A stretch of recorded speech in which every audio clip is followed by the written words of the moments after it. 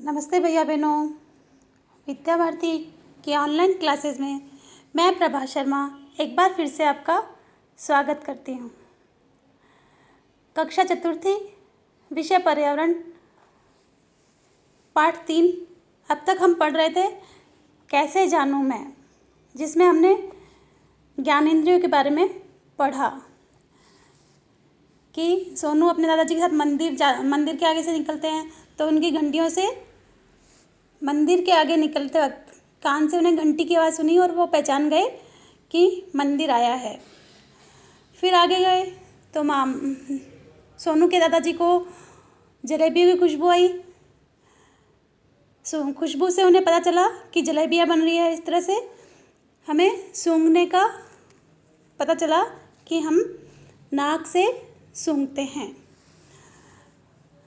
फिर दादाजी ने पास में रखे समोसे को टच करके देखा, जिससे उन्हें पता चला कि समोसे ठंडे हैं, अर्थात त्वचा से हमें स्पर्श करके पता चलता है।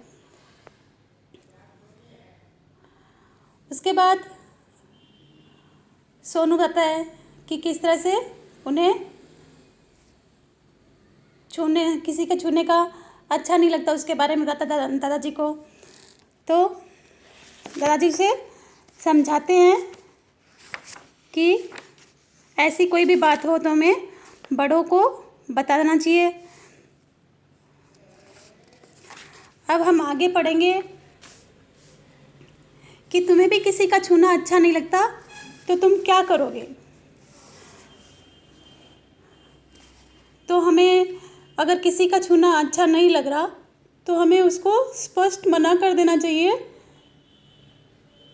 कि ना छुए, है ना, क्योंकि उनके हाथ गंदे भी हो सकते हैं या कुछ और कारण हो सकता है। जो भी कारण है वो कारण बता के उन्हें स्पष्ट मना कर देना चाहिए कि मुझे ना छुएं। अब आगे एक कविता है।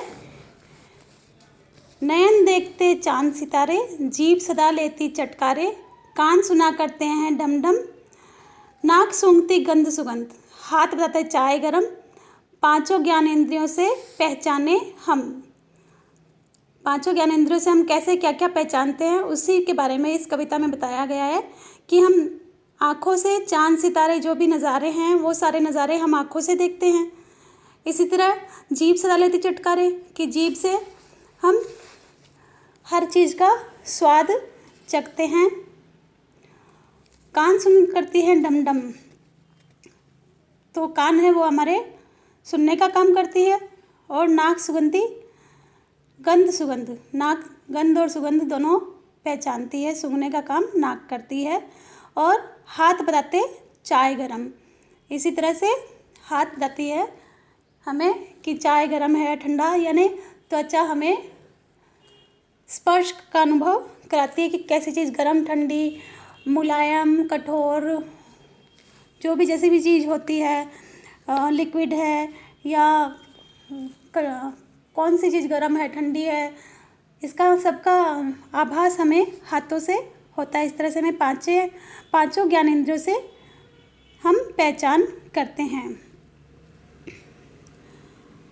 आपने देखा कि आँख, कान, नाक, जीभ व स्पर्श से हम अपने आसपास की चीज़ों को पहचानते हैं।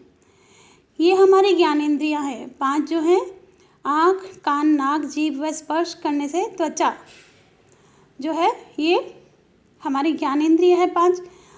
ये आवश्यक है कि इनकी संभाल करें, इनकी देखभाल करें और प्रतिदिन इनकी साफ सफाई करें। और साफ सफाई और निम्नांकित बातों का विशेष ध्यान रखें।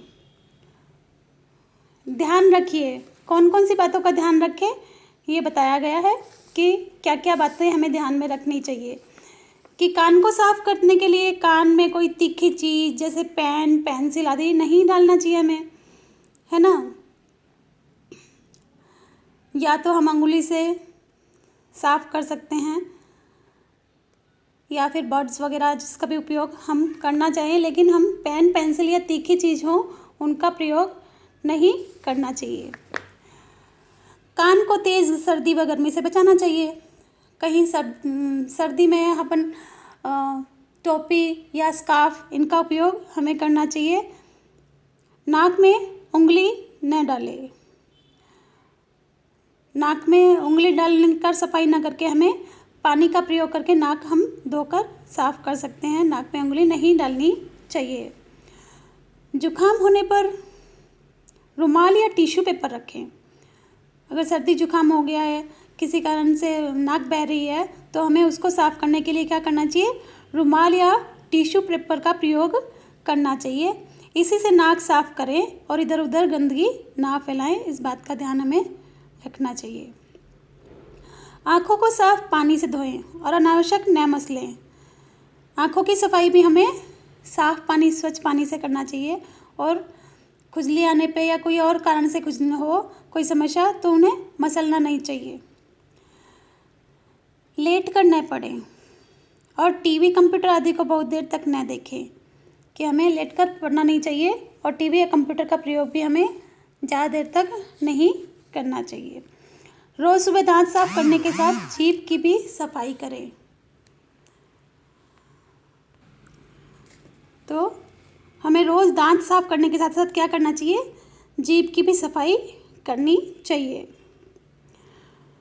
रोज़ मल मल कर अच्छे से शरीर के सभी अंग साफ करते हुए नहाना चाहिए। यानी हमें नहाना कैसे चाहिए? शरीर के सभी अंगों को मल मल कर साफ करना चाहिए। शरीर के किसी भी अंग में दर्द या कोई समस्या होने पर डॉक्टर को दिखाना चाहिए। कोई भी समस्या हुई या किसी अंग में दर्द हुआ या किसी और प्रकार की कोई समस्या है तो हमें डॉक्टर को तुरंत दिखाना चाहिए। खाने से पूर्व व शौच के बाद साबुन से हाथ अच्छी तरह अवश्य धोएं। इसका हमें विशेष ध्यान रखना चाहिए कि खाने से पूर्व और शौच के बाद हम हाथ साबुन से अच्छे से रगड़ के धोएं।